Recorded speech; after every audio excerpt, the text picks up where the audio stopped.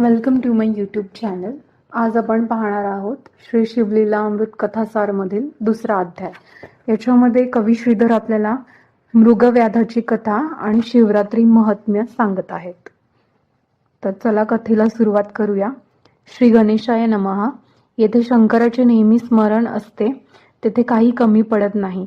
सर्व सुखे प्राप्त होतात आणि सर्व प्रकारे कल्याण होते. संकटे टळतात, दारुण विघ्नेही बाधत नाहीत. शिवस्मरण करणाऱ्याला मुक्तीही मिळते. परिसाला लोखंड लागले तर लोखंडाचे सोने होते ना, तसेच शिवस्मरण केले तर जीवाचे कल्याण होते. मग शंकराचे नाम कोणत्याही निमित्ताने घडले, हसता हसता घडले किंवा संकेताने घडले तरी चालेल. संकेताने म्हणजे कसे? शिव म्हणा किंवा शिवपार्वती म्हणा, गणेश पिता म्हणा किंवा कैलासनाथ म्हणा, हिमनग जमात म्हणा, नाहीतर त्र्यंबक चंद्रमौली असे म्हणा. शिव प्रसन्न होणारच. अहो, हे अमृत आहे असे माहीत नसतानाही अमृत प्राशन केले तरी ते तुम्हाला अमर करणारच. औषधाचे नाव माहीत नाही तरी ते सेवन केले तर ते आपला गुण दाखवणारच, रोग जाणारच. गवताच्या गंजीवर लहान अजान बालकाने अग्नी टाकला तरी तो गवताचे भस्म करून टाकणारच. अगदी तसेच अजाणताही जरी शिवस्मरण घडले, तरी विनोदाने जरी ते घडले तरी ते सर्व दोष भस्मसात करील यात शंका नाही. उदाहरणच देऊया. शिवनामाचे भजन करणारे भक्त आहेत. त्यांच्या भजनाचा मोठा गजर होत आहे. ते ऐकून कोणीतरी चिडतो आणि म्हणतो, हे लोक उगीच का हाका फोडतात? शिव शंभो म्हणून मोठ्या मोठ्याने का ओरडतात? वारंवार हर हर असे गरजत आहेत. हे गप्पा का बसत नाहीत? शिवनामाचा केवढा कोलाहल करतात. माझे तर अगदी डोके उठले. वारंवार शिवशंकरा म्हणून टाहो फोडतात. यांच्या हाती काय लागते कोण जाणे. तो असे अवहेलना करून म्हणत असला तरी त्यातही त्याच्या मुखी शिवनाम येतेच. असे झाले तरी त्याचे कल्याण होते. कोणी मुलाचे नाव शंकर, सदाशिव इत्यादी ठेवतो आणि त्याला नावाने हाक मारतो, तेव्हा शंकराचे नामच येते ना, त्यानेही भक्ताचे कल्याण होते.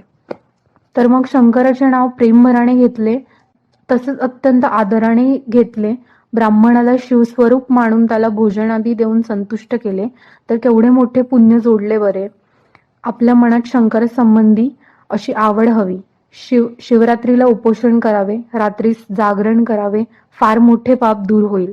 शिवरात्रीला जर बेलाची पाने वाहून शंकराची पूजा केली, दर्शन घेतले तर हजारो जन्मातील पाप नष्ट होईल. जो शंकराला नेहमी बेल वाहतो त्याच्या एवढा पुण्यवंत दुसरा कोणी नाही. तो तरेल यात काहीच नवल नाही.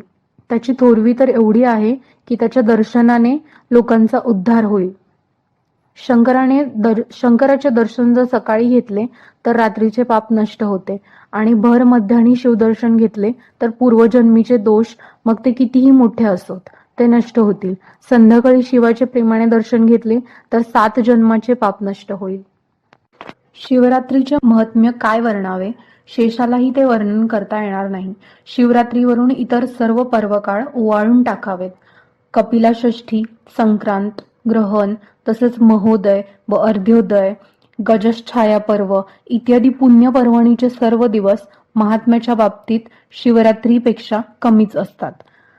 तर महोदय म्हणजे काय? माघ किंवा पौष मासात सोमवारी सूर्योदयी, अमावस्यारंभ, श्रावण नक्षत्राचा मध्य व व्यतिपाताचा शेवटचा असा योग. आणि अर्धोदय म्हणजे रविवारी सूर्योदयी, अमावस्येचा प्रथम भाग, श्रावणाचा मध्यभाग व व्यतिपाताचा अखेरचा भाग असा योग. आधी शिवरात्रीचा पर्वकाळच अतिशय पवित्र असतो. त्यातही जर उपोषण केले, जागरण केले, शिवपूजन केले तर अपार पुण्य लाभते. शिवरात्रीचे व्रत मोठे मोठे ऋषी करतात.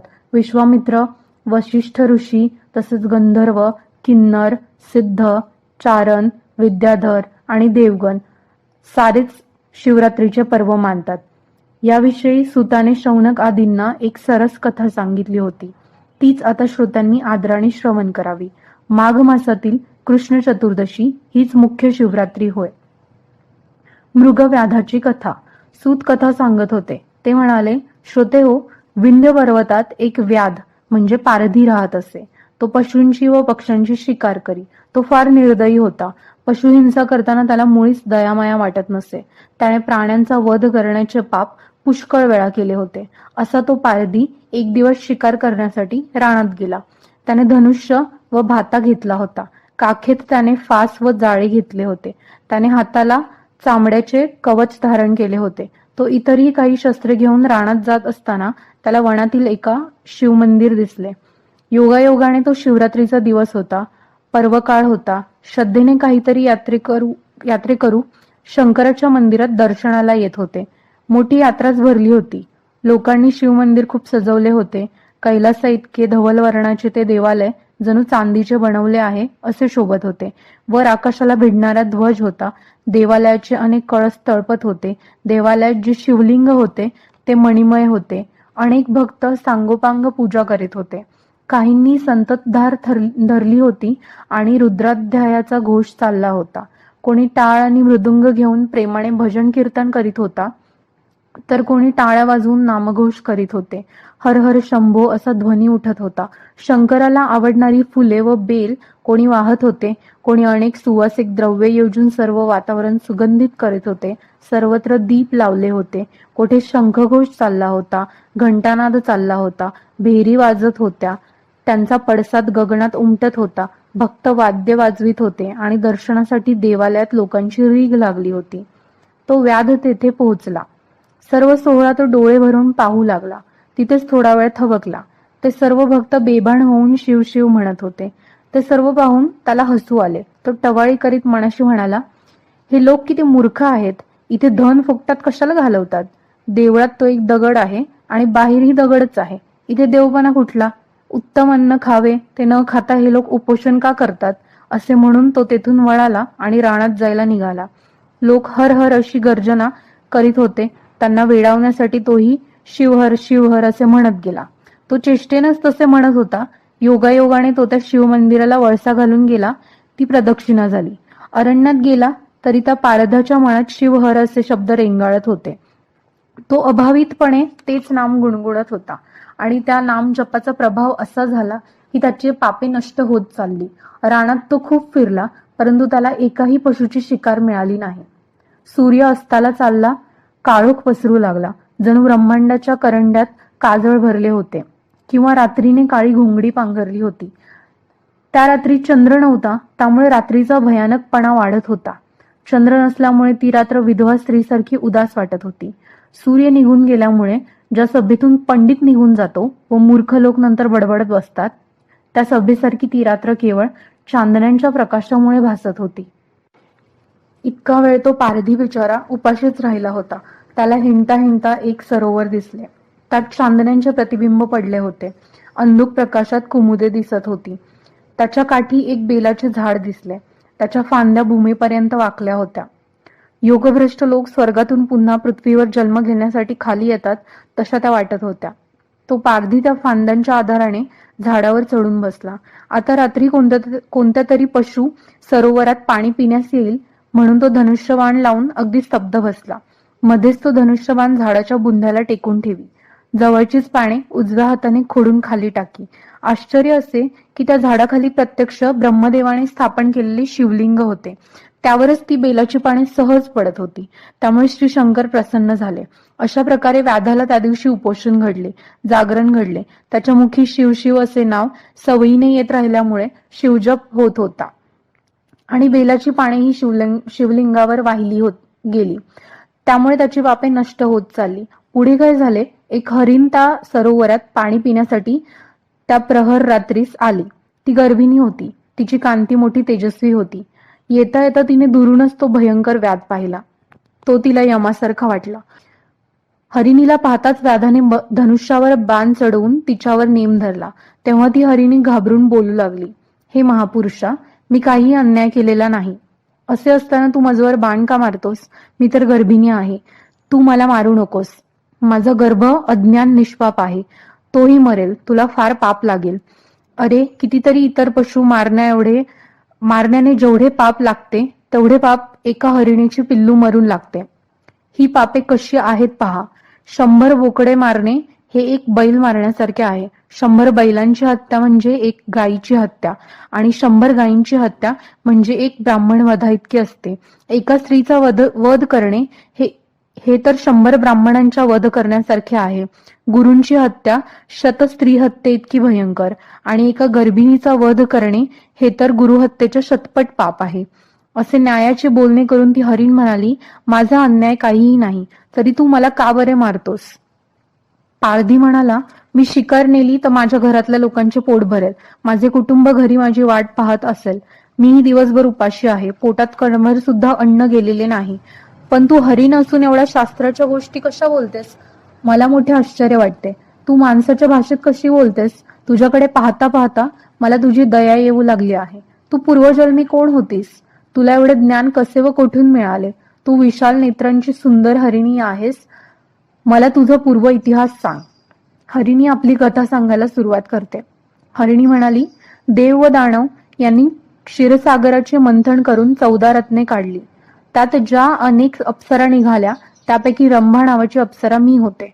मला पाहून देवांना सुद्धा मोह पडे. अपार तप करून तपस्वी लोकांना माझी प्राप्ती होत असे. माझे नेत्र कटाक्ष हेच जाळे. त्या जाळ्यात देवांची मने हे मासे पटकन सापडत असत. मुनी हेच भ्रमर. माझ्या तनूच्या सुगंधाने ते वेडे होऊन माझ्या मागे धावत.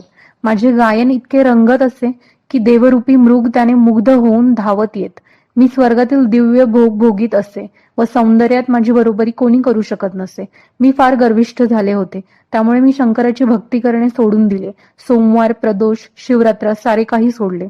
शंकराची पूजा अर्चाही मी करीनाशी झाले. चांगले अमृत सोडून मी मद्य सेवन करू लागले. माझी मतीच पालटली. देव मला आवडेनात. हिरण्य नावाचा एक असुर होता. त्याच्याजवळ जाऊन मी राहिले. पुष्कळ काळ लोटला. त्या दृष्ट राक्षसाच्या संगतीने मी भजन पूजनही सोडून दिले. एक दिवस हिरण्य एकटाच शिकारीला गेला होता. कुठून मला सुचले कोण जाणे, पण कैलासावर जाऊन शंकराचे दर्शन घ्यावे असे माझ्या मनात आले. मी कैलासावर गेले. शिवदर्शन करावे अशी इच्छा होती, पण मला पाहताच शंकराला फार क्रोध आला. तो म्हणाला, पापिनी, जा मृत्यूलोकात हरिणीच्या जन्मास जा. तुझ्या सख्या आहेत त्या दोघी तुझ्यासोबत हरिणी होतील. तो हिरण्य राक्षस, तो मुळीच माझी भक्ती करीत नाही. तोही हरिण होईल व तुमच्याशीच राहील. हे व्याधा, त्यावेळी मला फार वाईट वाटले. मी शंकराची प्रार्थना केली. हे पंचवदना, हे विरूपाक्षा, हे सच्चित आनंद स्वरूपा, तू सर्व कर्मांचा साक्षी आहेस. तू दक्षाच्या यज्ञाचा विध्वंस केलास. तू सर्व साक्षी आहेस. ही फार कठोर शिक्षा देऊ नकोस. उशाप दे. काहीतरी उपायांना आमची शापातून मुक्तता व्हावी. व्याधा, मी काकुळतीने प्रार्थना केली. ती ऐकून तो दयाळू भोळा चक्रवर्ती मनाने द्रवला. त्याने उशाप दिला. तुम्ही 12 वर्ष शाप भोगाल आणि मग माझ्या पदाला याल. त्यानंतर मी व माझ्या दोन्ही सखी मृगीच्या जन्मास आलो. तो असुरही मृग झाला. तोच माझा पती. व्याधा, मी गर्भिणी आहे. माझा प्रसूती समय जवळ आला आहे. काय करावे? मी या कर्मभूमीस जन्माला आले आहे. तू मला आता मारू नकोस. मी माझ्या जागी जाते, बाळाला जन्म देते, बाळाला घरीच ठेवते व परत येते. मग तू माझे प्राण घेतलेस तरी हरकत नाही. हे मी खरे खरे बोलते, विश्वास ठेव. ती हरिण म्हणाली आणि तो व्याध चकित झाला. तो म्हणाला, तू बोलतेस फार गोड, पण माझा तुझ्यावर विश्वास बसत नाही. आपल्या जीवाचे कसेही करून खोटही बोलून रक्षण करावे हा प्राणीमात्राचा स्वभावच असतो. तेवढे सर्वांना कळते. तू शपथ घे, मग माझा विश्वास बसेल. त्यावर हरिणी म्हणाली, मी जर खोटे बोलत असेन तर मला अनेक मोठी पापे लागतील. संध्या न करणारा, वेदशास्त्रांचे अध्ययन न करणारा, सत्य न बोलणारा, सुचित्व न पाळणारा ब्राह्मण जसा पापी होतो तशी मी पापी होईन. देहांची विक्री करणारे, कृतघ्न, दुसऱ्याला पीडा देणारे, भक्ती न आवडणारे यांचे पाप मला लागेल. दान देणाऱ्यास विघ्ने करणारे, गुरूंची निंदा श्रवण करणारे, विष्णू व शंकरांची निंदा करणारे, ब्राह्मणांना दिलेले दान परत घेणारे त्यांचे पाप मला लागेल. यतीची निंदा करणारे, शास्त्रांच्या आधारे कलह करणारे, अनेक भ्रष्ट मार्ग आचरण करणारे, आपला धर्म सोडून देणारे यांचे पाप मला लागेल. व्याधा, लोक किती पापे करतात व त्यांना कशी फळे मिळतात ते मला माहिती आहे. मग मी खोटे कशी बोलेन? पाप व त्यांचे परिणाम. व्याधा, ऐक. कीर्तनात जे तांबूल भक्षण करून बसतात त्यांना कोड येते. जे मंदिरासारख्या पवित्र स्थानी विषयोपभोग घेतात आणि जे पतिपत्नीचा वियोग घडवून आणतात ते नपुंसक म्हणून जन्माला येतात. लोकांची वर्मे काढून निंदा करतात ते कावळ्याच्या जन्माला जातात आणि घाण खातात. स्वतःजवळ विद्या असूनही जे शिष्यांना सांगत नाहीत तो पिंगळा म्हणून जन्म पावतो. जे ब्राह्मण अयोग्य दान घेतात त्यांना गंडमाळा होतात. दुसऱ्यांच्या क्षेत्रातील गायी पळवून आणणारे पुढच्या जन्मात अल्पायुषी होतात. जो राजा प्रजेला छळतो तो साप किंवा वाघ म्हणून जन्मतो. जो साधूचा छळ करतो त्याचा निर्वंश होतो. ज्या स्त्रिया हट्टाने व्रते करतात आणि आपल्या पतीला फसवतात, धनधान्य असूनही त्याला खायला देत नाहीत, त्या स्त्रिया वटवाघळाच्या जन्माला जातात. आपला पुरुष कुरूप आहे म्हणून जर स्त्रिया त्याला टाकतील तर पुढच्या जन्मी त्या बालविधवा होतील. तेथेही त्या जार कर्म करतील तर पुढील जन्मी वेश्या होतील. ज्या पतीची निंदा करतात त्या दासी किंवा कुलटा स्त्रीच्या जन्माला जातात. जे नोकर स्वामीचा द्रोह करतात ते कुत्र्याच्या जन्माला जातात. सेवकाकडून सेवा करून घेऊन जो त्याला वेतन देत नाही तो पुढे भिकारी होऊन दारोदार हिंडतो. जो पती पत्नीचे गुप्त बोलणे लपून ऐकतो त्याची स्त्री प्रवासात हरवते आणि त्याची अन्नान्न दशा होते. जो जारण मरण प्रयोग करतात ते मरणानंतर भूतप्रेत पिशाच्च यांच्या जन्माला जातात. जे यतीला मुद्दाम उपवासी ठेवून त्रास देतात त्यांना जन्मभर दुष्काळाला तोंड द्यावे लागते. जी स्त्री रजस्वला असून घरात सर्वत्र वावरते, अलग राहत नाही, तिचे पूर्वज नरकात रक्तांमध्ये खितवत पडतात आणि तिच्या घरी देव व पितर येत नाहीत. देवासमोर लावलेल्या दिव्यातील तेलही काही लोक चोरतात. ते पुढील जन्मी निपुत्रिक होतात. स्वयंपाक करताना ज्या स्त्रिया चोरून अन्न खातात त्या मांजरीच्या जन्माला जातात. ब्राह्मणाला कदन्न खायला घालतात आणि स्वतः मात्र उत्तम अन्न खातात त्या स्त्रियांचा गर्भपात होतो. जो आपल्या आई वडिलांना श्रम करायला लावतो तो पुढील जन्मी माकड होतो. जी सून आपल्या सासू सासऱ्याला छळते तिची मुले वाचत नाहीत.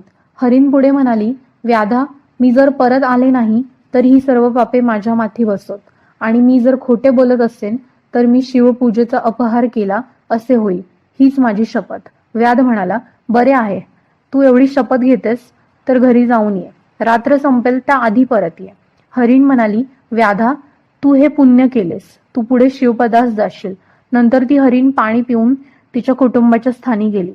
इकडे बेलाच्या वृक्षावर बसलेला तो व्याध पुन्हा सवयीने बेलाची पाने खोडून खाली टाकू लागला. ती खाली शिवलिंगावर पडत होती. 2 प्रहर गेले. त्याने ही बिल्व दलांची केलेली पूजा शंकराला मान्य झाली. व्याधाची 7 जन्मांची पापे नष्ट झाली.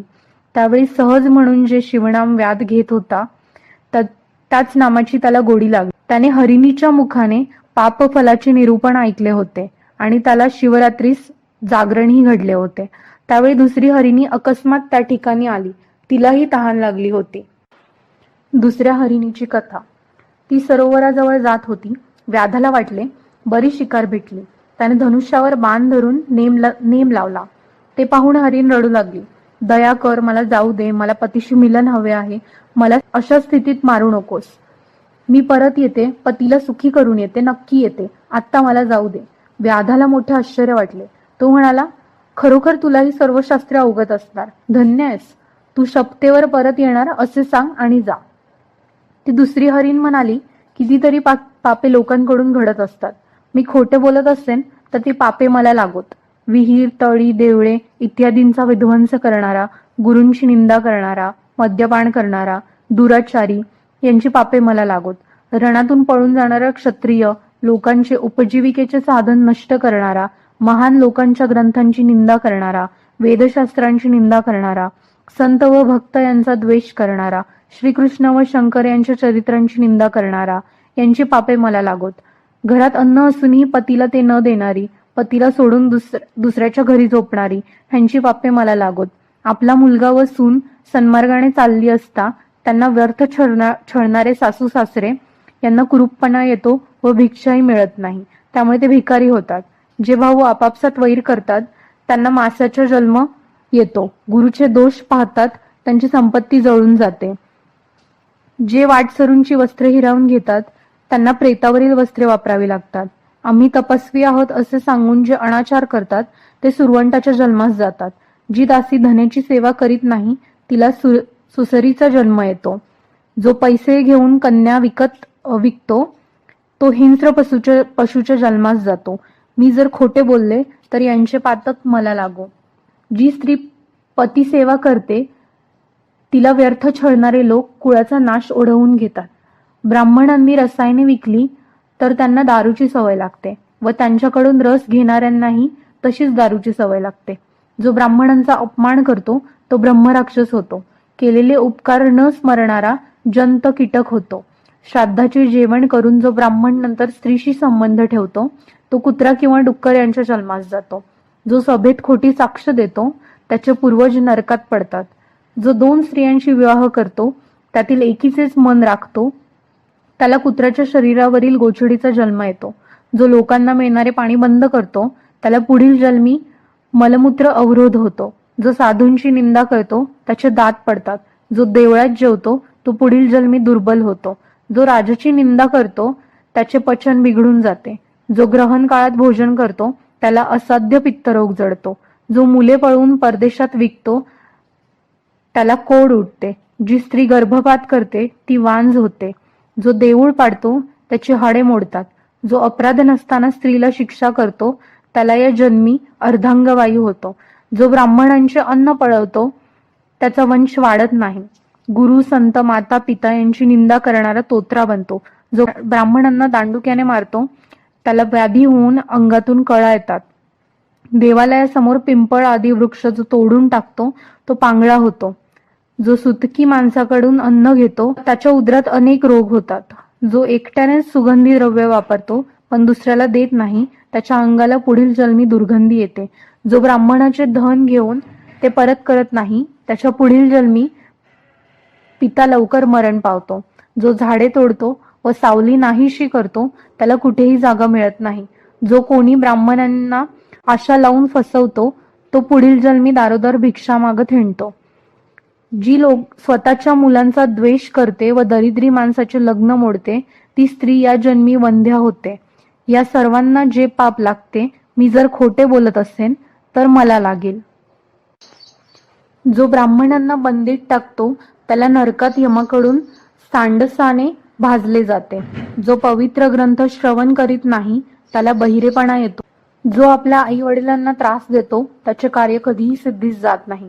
जो एकाच देवाची भक्ती करतो आणि इतर देवांची भक्ती करीत नाही त्यांची निंदा करतो त्याला पुढील जन्मी एकच पुत्र होतो.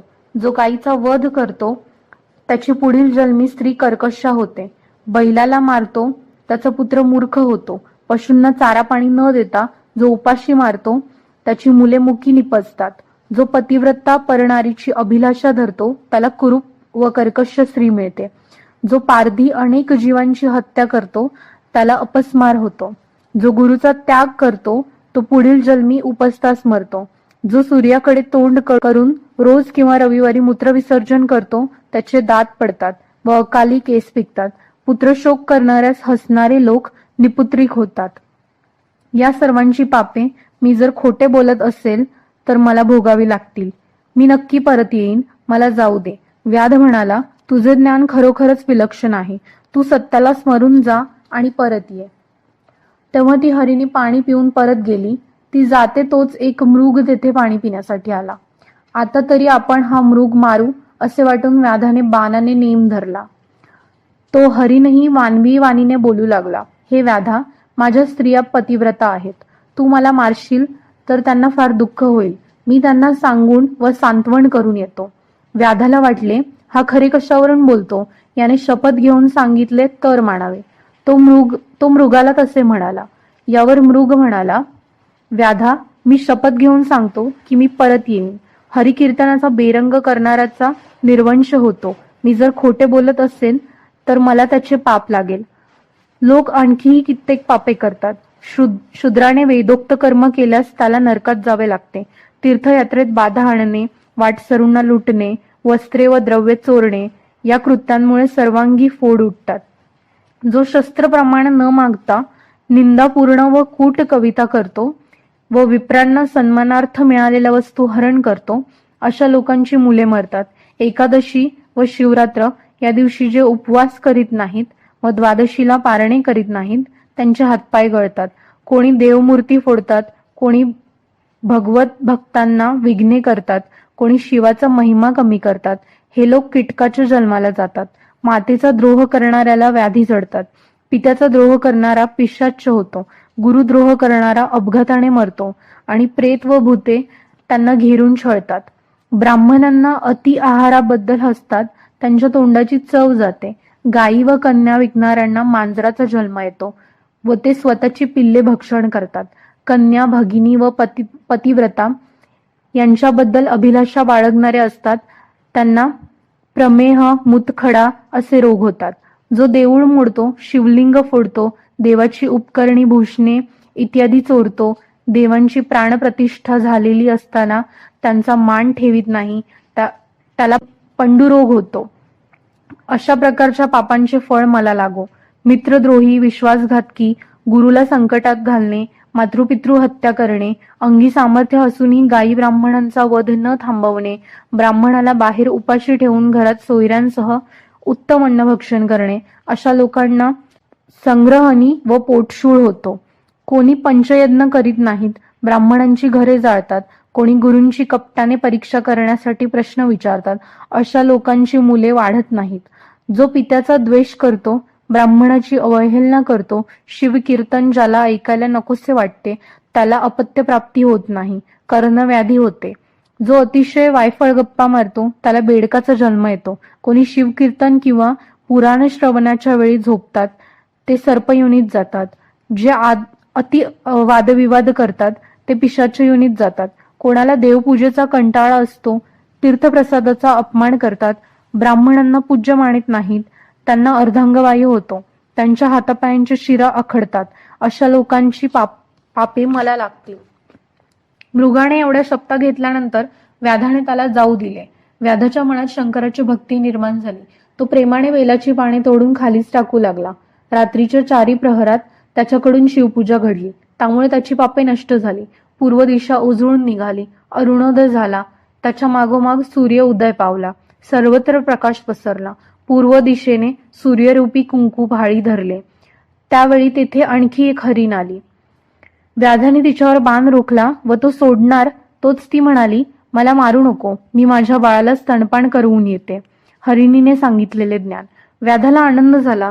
ही हरिणी आता कोणता शास्त्रार्थ सांगते ते ऐकावे, म्हणून त्याने तिला शपथ घेण्यास सांगितले. हरिणी म्हणाली, मी जर दिलेले वचन पाळणार नाही तर मला अनेक पापे लागतील. कोणी गवताच्या गांजी जाळतो, कोणी गावांना आगी लावतात, कोणी गायींना ब्राह्मणांना पाणी देत नाहीत, त्यांना क्षयरोग होतो. जे विप्रांची घरे हरण करून स्वतः घेतात, त्यांचे पूर्वज नरकात पडतात. कोणी माता व पुत्र यात, कोणी स्त्री पुरुषात भांडणे लावतात. देव ब्राह्मणांना मान देत नाहीत, त्यांची कठोर वचनांनी निंदा करतात, त्यांचे हातपाय यम तोडतो.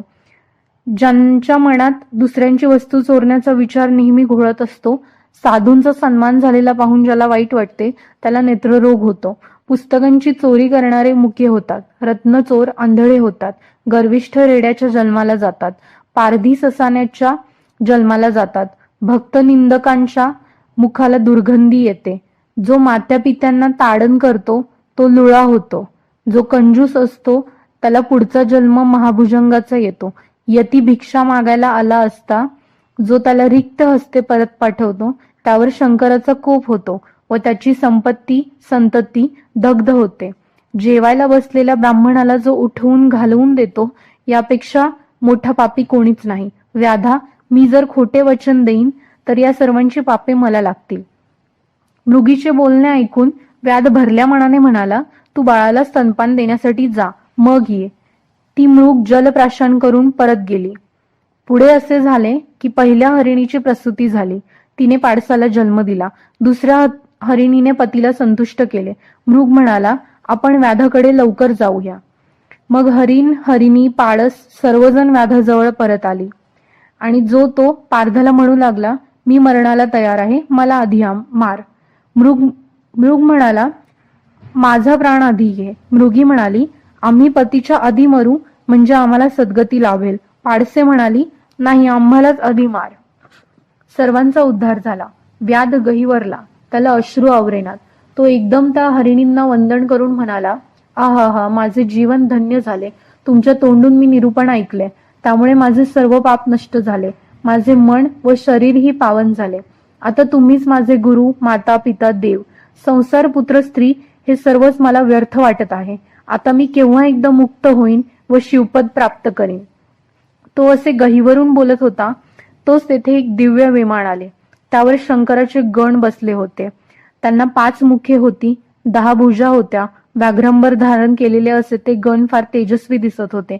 किन्नर वाद्य वाजवत होते, विद्याधर आलाप काढीत गात होते, देव पुष्पवर्षाव करीत होते आणि व्याधासह सर्व हरिणींची शरीरे एकदमच दिव्य दिसू लागली. व्याध पंचमुख दशभुज झाला. शिवगणांनी त्याला विमानात बसण्याची प्रार्थना केली. मृगही दिव्य रूप धारण करून विमानात चढले. देव व्याधाची स्तुती करू लागले. व्याध शिवलोकी गेला व मृग, मृगी व पाडसे दिव्य तारकांच्या रूपाने गगनात विराजू लागले. ती नक्षत्रे अजूनही आकाशात दिसतात. श्रीधर कवी म्हणतो, व्यासांनी लिंग पुराणात जी कथा रसपूर्ण भाषेत वर्णन केली आहे ती मी मराठीत वर्णन केली आहे. ब्रह्मानंद युक्त होऊन सज्जनांनी ही कथा नित्य श्रवण करावी. शिवरात्रीचे व्रत करणारे व ही कथा ऐकणारे त्यांचे पाप जळून जाते. हे लोक पुण्यवंतच. शिवलीला रूपी हे अमृत श्रोतेरूपी देवांनी प्राशन करावे. जे निंदक, कुतर्की, असुरी वृत्तीचे असतात त्यांना हे पुण्य कसे मिळणार? ब्रह्मानंद गुरु हेच कैलासनाथ, त्यांचे चरण हेच कमळ होय. आणि मी श्रीधर कवी म्हणजे तेथे रमलेला भ्रमर शिवनामाचे गुंजन करीत आहे. स्कंद पुराणांतर्गत ब्रह्मोत्तर खंडातील शिवलीलामृत हा ग्रंथ महान आहे. त्याचा हा द्वितीय अध्याय गोड आहे. संतांनी त्याचे खंडन श्रवण करावे हीच प्रार्थना. जर तुम्हाला ही कथा आवडली असेल तर कृपया माझ्या चॅनलला लाईक करा, सबस्क्राईब करा आणि हा व्हिडिओ इतर लोकांसोबत शेअर करा, म्हणजे त्यांनाही ही कथा श्रवण करता येईल.